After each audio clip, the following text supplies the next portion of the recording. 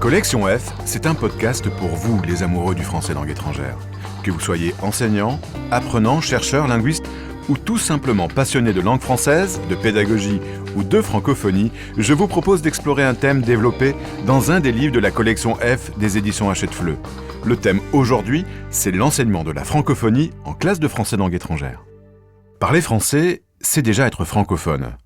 Vous n'en avez peut-être pas conscience, mais oui, vous êtes un francophone, une francophone. Et ça que le français soit votre langue maternelle, votre langue seconde ou votre langue étrangère. Parler français, c'est aussi appartenir à un monde francophone. Ce monde que vous habitez en tant que locuteur de français est varié, il a de multiples accents et une grande diversité de cultures. Il est enfin présent partout sur la planète. Ce monde en français, on l'appelle la francophonie. Vous allez dire que tout cela vous est connu, que tout cela vous est évident. Pourtant, l'enseignement de la francophonie est pratiquement absent des classes de français. Du coup, ceux qui apprennent le français ne se rendent pas compte non seulement qu'ils sont francophones, mais aussi qu'ils habitent dans un monde francophone. Deux auteurs ont donc décidé d'aider les professeurs de français à faire entrer la francophonie dans leur salle de classe. Leur livre vient juste d'être publié dans la collection F, son titre « Enseigner la francophonie », et ces deux auteurs sont Fatima Chnandavin, elle est marocaine, professeure des universités à Aix-Marseille, et Jean-Pierre Cuc, il est français, professeur émérite à l'Université de Côte d'Azur et ancien président de la Fédération internationale des professeurs de français. Bonjour Fatima, bonjour Jean-Pierre. Bonjour Yvan. D'où vient tous les deux votre passion pour le français langue étrangère ? Alors cette passion vient d'abord de mon enfance, de ma jeunesse, parce que même quand j'étais au Maroc, j'étais pas encore en France, je lisais beaucoup, j'écoutais beaucoup les chansons françaises, et ça s'est développé, et du coup j'ai commencé à avoir une envie plus de m'orienter, plutôt faire le français que vers une langue maternelle qui était l'arabe. Et du coup, j'ai passé mon concours pour devenir professeur de français. Et parce que c'est une langue que j'ai toujours aimée. Et c'est une langue que j'ai toujours chérie, en quelque sorte, parce qu'elle m'a donné beaucoup de choses. Mais moi aussi, j'ai toujours eu envie de lui donner beaucoup de choses aussi. Et vous, Jean-Pierre ? Moi, je pense que le français a été le croisement et l'aboutissement de nombreuses choses. D'abord d'études de philologie et de grammaire, et puis aussi cette vie professionnelle qui m'a amené très vite au contact d'enfants et de jeunes qui parlaient une autre langue à l'origine, et pour lesquels, au début, je me sentais professionnellement assez désarmé, à vrai dire. Alors pourquoi l'ouvrage qui est publié dans la collection F aujourd'hui est le premier ouvrage consacré à l'enseignement de la francophonie ? Comment expliquer que la francophonie ne soit pas abordée en classe comme un cours à part entière ? Alors, cet ouvrage, d'abord, est né d'un constat. Ce constat, c'est celui de l'absence d'ouvrage sur la francophonie, que ce soit en FLE, en FLM ou en français langue seconde. Et c'est un ouvrage qui est né aussi pour combler d'abord ce vide-là, mais pour sensibiliser aussi et accompagner les enseignants dans leur enseignement du français un peu partout dans le monde, parce qu'il y a une forte demande justement autour de cette question de oui, on aimerait bien enseigner la francophonie, mais on n'a rien pour le faire.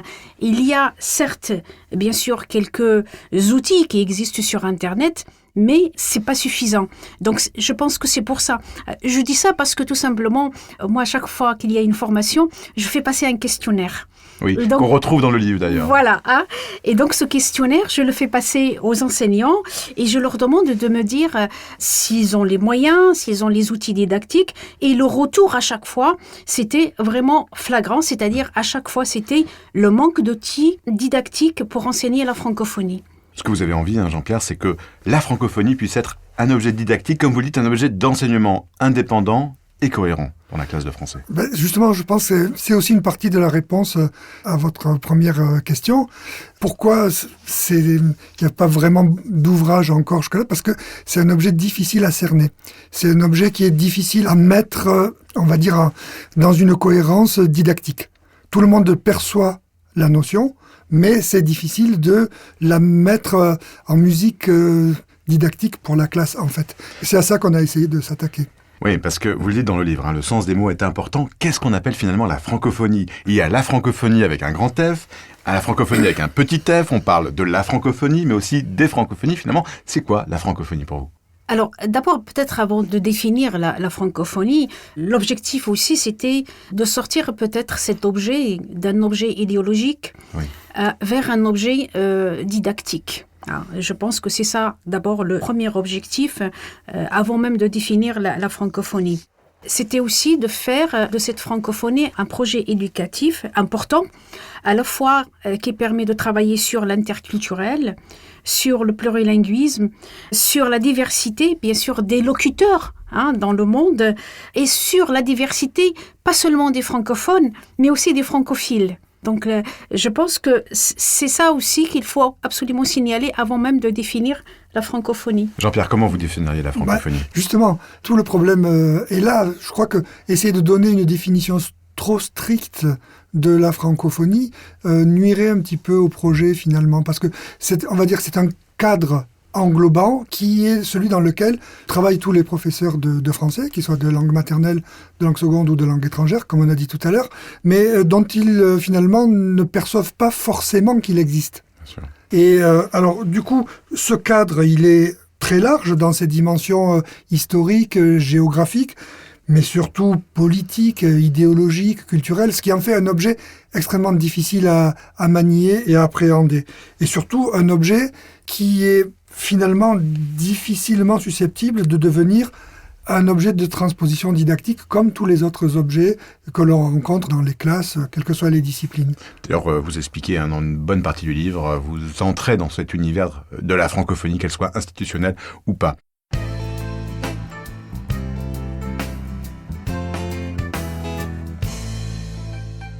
Pourquoi est-ce important pour un professeur de français d'enseigner la francophonie ? Qu'est-ce que ça apporte ? C'est d'abord amener donc les élèves ou les étudiants, donc ça dépend des niveaux où on enseigne, à développer des compétences francophones, des compétences aussi d'appartenance à une communauté, et c'est élargir aussi le champ du français. Parce qu'on enseigne le français, on enseigne la grammaire, on enseigne la littérature, on enseigne beaucoup de choses. Mais je pense qu'il manquait un petit peu ce côté comment lier tout ça à ce concept qui est la francophonie. Et je pense que le fait de développer cette compétence francophone, ça permet de faire comprendre qu'il n'y a pas de terre inconnue, qu'on est sûr quand même dans un domaine, dans un champ qu'on pratique tous les jours, mais qu'on a du mal à nommer. Et ce champ-là, c'est le champ de la francophonie, parce que chaque enseignant exerce justement dans un champ global qui est celui de la francophonie. Mais vous dites aussi, et c'est ça qui est intéressant, que enseigner la francophonie, c'est aussi apprendre à se décentrer, et que finalement, comme dans beaucoup de pays, souvent, la francophonie égale la France. C'est ça, Jean-Pierre ? Oui, alors, se décentrer, ça je pense que c'est majeur dans ce projet d'enseignement de la francophonie, parce que pour les enseignants, ça suppose d'abord d'élargir la focale de l'enseignement, à sortir simplement du cadre français. Ça ne veut pas dire renier le cadre français, ça veut dire le mettre à sa place dans un ensemble beaucoup plus vaste. Mais tous les professeurs de français ne travaillent pas en France. Il y en a qui travaillent au Canada, en Belgique, au Japon ou ailleurs. Et donc, avoir des points de focale différents, ça fait appréhender l'objet langue et l'objet culture de manière différente. Ça sert à quoi, en fait, de faire ça ? Je pense du point de vue éducatif. Ça permet de prendre une certaine conscience de la légitimité des différentes variations linguistiques, des variétés de cultures qui sont véhiculées par la langue et que la langue elle-même façonne. Et du coup, c'est un sacré apprentissage de citoyenneté, d'une part, et d'autre part, d'apprentissage de se connaître soi-même. Quand j'apprends le français, qui je suis dans ce monde-là ? Je fais partie, comme vous l'avez dit au début, de ce monde. J'en avais pas forcément conscience. Je suis pas simplement quelqu'un qui apprend une langue comme on apprendrait toute autre chose, mais j'entre et je participe à un monde dont la richesse est incroyable du point de vue culturel et linguistique. Et on se rend compte qu'on a finalement une identité de francophone quand on apprend le français. Qui fait partie des multiples facettes de l'identité de chacun. Alors, est-ce qu'on peut enseigner la francophonie de la même manière à un public de français langue maternelle, de français langue seconde ou de français langue étrangère ? Est-ce qu'il y a une approche différente pour chacun de ces publics ? Il y a peut-être un cadre méthodologique commun, mais après, il y a des approches différentes, notamment selon qu'on est donc en français langue maternelle, en français langue seconde, en français langue étrangère. Parce que les acquis de base ne sont pas les mêmes. Et donc, ces acquis vont faire, bien sûr, avancer rapidement l'apprentissage de la francophonie, ou ils vont peut-être demander à ce qu'on s'arrête sur certains aspects. Il y a aussi le fait que, qu'on soit en français langue étrangère, en français langue maternelle, en français langue seconde, on n'a pas la même histoire, on n'a pas le même rapport, on n'a pas les mêmes représentations par rapport à la francophonie. Et je pense qu'il y a un travail à faire justement sur toutes ces questions-là, que ce soit en français langue seconde ou en français langue étrangère, et même en français langue maternelle, parce que je pense que ceux qui se sentent les moins touchés peut-être par la francophonie, c'est ceux qui relèvent du français langue maternelle. Oui, souvent c'est le cas. Et d'ailleurs, dans le livre, vous montrez ces différentes approches selon les publics. Quel type de compétences apporte l'enseignement de la francophonie dans la classe de français ? Alors, l'apprentissage ou l'enseignement de la francophonie s'inscrit dans l'ensemble des enseignements que nous faisons, par exemple, en classe de français.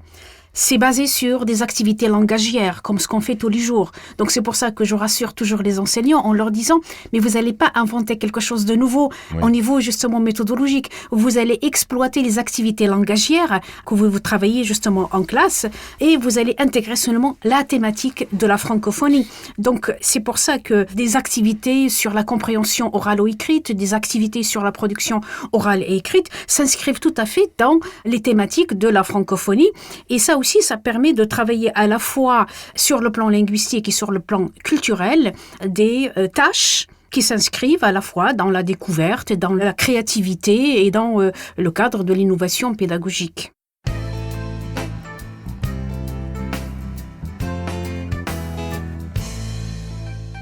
Il y a aussi la question des manuels, parce que dans les manuels, la francophonie y est présente, mais est-ce que vous trouvez qu'ils sont encore assez ouverts, pas assez ouverts sur cette thématique de la francophonie ? Ça commence.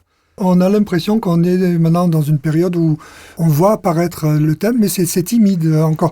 Et justement, c'est un peu la même question que vous avez posée à l'instant, Yvan. C'est-à-dire que finalement, on dit aux professeurs, mais vous savez le faire. Oui. Hein, vous savez le faire, vous le faites avec tout votre savoir-faire professionnel habituel. Ajoutez simplement, ou plutôt ouvrez les fenêtres, quoi. Voilà, regardez plus large et vous allez voir tout ce que vous pouvez amener. Mais c'est pas une méthodologie nouvelle, ce qui fait que chaque manuel peut très bien s'approprier ces éléments nouveaux sans forcément changer de nature méthodologique. Pour vous, un bon moyen de faire rentrer l'enseignement de la francophonie dans la salle de classe, c'est de le faire par la culture. Pourquoi ? Alors, par la culture, parce que ce soit la culture quotidienne qu'on a désignée par la culture anthropologique, c'est-à-dire découvrir un peu les cultures au pluriel des francophones un peu partout dans le monde, ou que ce soit par la culture savante, notamment on a cité comme exemple la littérature, le cinéma, la chanson. Et ça, moi, je trouve que c'est une entrée. Pourquoi on a choisi ces entrées-là ? Parce que moi, j'ai expérimenté pas mal de choses, justement, dans les formations, et j'ai trouvé que c'était des entrées qui apportaient beaucoup aux enseignants, et ça plaisait beaucoup donc aux enseignants, qui me faisaient aussi des retours, comme quoi ça plaisait aussi donc aux élèves et aux étudiants.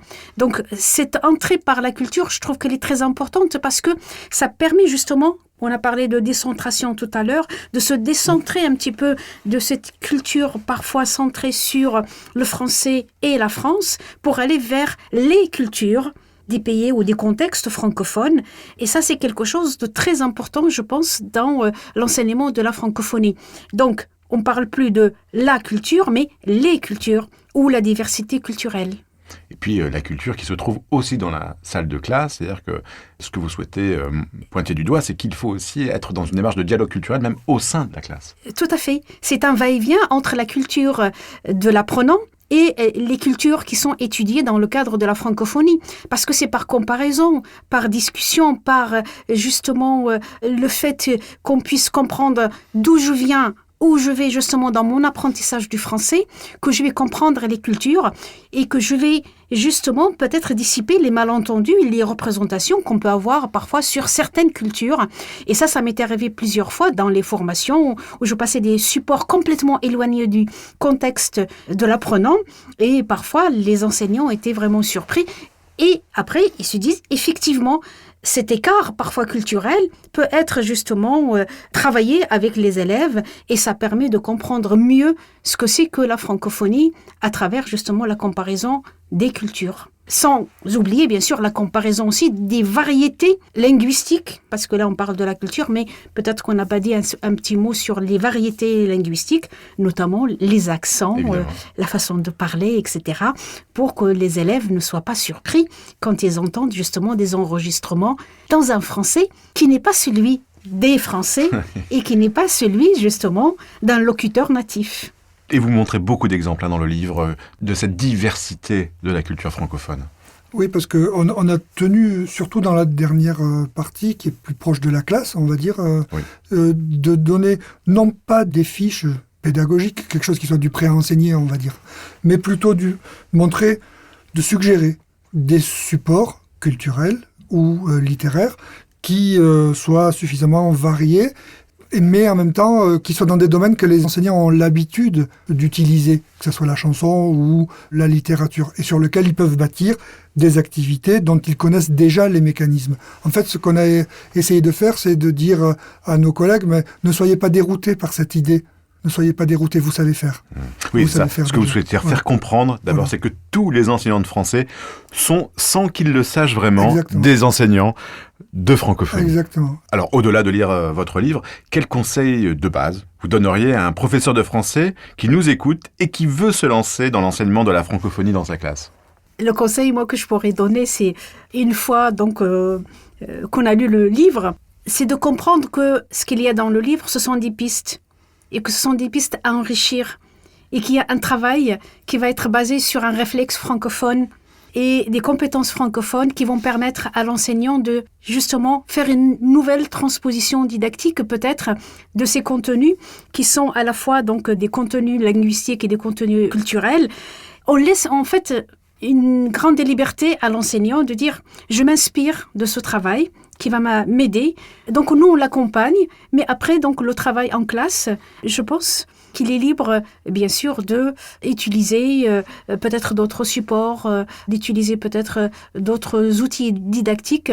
Je pense que ce sont des pistes à la fois théoriques et pratiques qui vont élargir un petit peu le champ de la formation des enseignants. Oui, moi je dirais, je suis enseignant, j'ai l'habitude d'enseigner la littérature, d'utiliser tel textes, tels auteurs, etc. Est-ce que je peux pas aller voir un peu plus loin s'il n'y aurait pas d'autres auteurs, s'il n'y a pas d'autres chanteurs, s'il n'y a pas d'autres cinéastes qui peuvent éclairer la même thématique que je voudrais traiter avec mes élèves et qui donnerait un éclairage qui soit à la fois francophone, puisque c'est en français que ça se passe, mais qui montre aussi toute la part d'humanité que chacun apporte dans ce type de production culturelle. Oui, voici un livre qui ouvre beaucoup d'horizons et qui est vraiment extrêmement utile. Et c'est le premier, je tiens à le préciser, donc je vous invite vraiment à découvrir ce livre écrit par Fatima et Jean-Pierre. C'est vraiment quelque chose de très innovant et qui peut changer votre regard, vous, des professeurs de français, sur votre enseignement de la langue française. Merci à vous deux. Merci.